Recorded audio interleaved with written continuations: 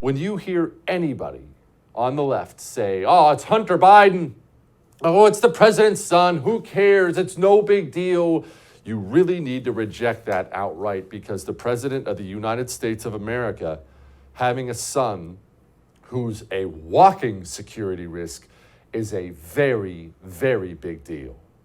If my friend Bob, if his wife, not even him, if his wife was into drugs and I knew about it and told them, my friend Bob wouldn't have got the job, because your loved ones matter a lot too. The president of the United States has a son who's a crackhead. I'm not even going to really bring up all the ladies of the night and various extracurricular activities, but we're talking ties to the worst regimes on the planet. We talk all the time about Russia and China. Russia's evil, China's evil. Yeah, okay, all that's true.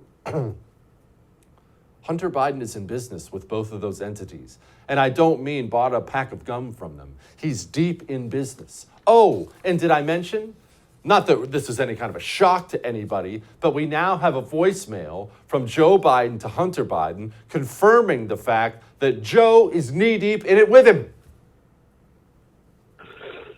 Hey, pals, Dad, it's 8:15 on Wednesday night. If you get a chance, give me a call. Nothing urgent. Just want to talk to you. I thought the article, at least the thing online, that's going to be printed tomorrow in the Times, was good. I think you're clear. I think you're clear. That's the president of the United States of America talking to his corrupt crackhead son.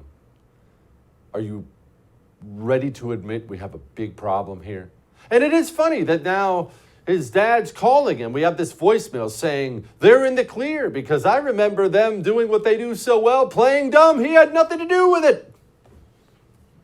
And how many times have you ever spoken to your son about his overseas business dealings? I've never spoken to my son about his overseas business dealings. I have never discussed with my son or my brother or anyone else anything having to do with their businesses, period.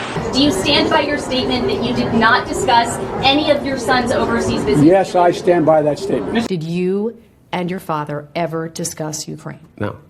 As I said, the only time was after a news account, and it wasn't a discussion in any way. There's no but to this. No, we never did. But they did. And really, this isn't on the Bidens. Frankly, it's not. Joe Biden has been a weapons-grade scumbag and a jerk for his entire political career, and we now know the Biden crime family has used Joe Biden's elected positions to enrich themselves for his entire career. This is standard corrupt politicians. What we have here is a media problem. The same media, social media included, that covered up this Hunter Biden story, called it Russian disinformation leading up to the election. And now that same media, who flat out censored this story before the election, won't cover it at all. Censorship by ignoring it. That's exactly what they do right now. And so Peter Doocy, to his credit, asked Corinne Diversity Hire about it, and wow, what a banner answer this was. Why is there a voicemail of the president talking to his son about his overseas business dealings if the president has said he's never spoken to his son about his overseas business dealings? Well, first I'll say that what the president said stands. So if that's what the president said, that is what stands. And secondly, about a New York Times article concerning Hunter Biden's business dealings, and he says, "I think you're clear." How is that not him talking to his son about his overseas business dealings? We're not, from this podium, I am not going to talk about alleged materials from the laptop. So are you disputing that the president's voice on the voicemail? I am not going to talk about alleged materials on the laptop. Are it's you not disputing happening then that it is not? Peter, I refer you to his son's representative. What?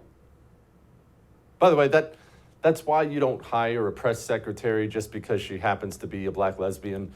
I predict she's going to last another month or two, and then they're going to slowly push her on out the door because Corinne diversity hire isn't going to cut it. And those kind of answers aren't going to cut it with the American people. You see it as a very big deal that the President of the United States of America is in with his son's corrupt business dealings. And we now know, because of witnesses, because of the laptop, videotape, voicemails, we now know the president is in on this. And I guess the real question is, what is the GOP going to do about it?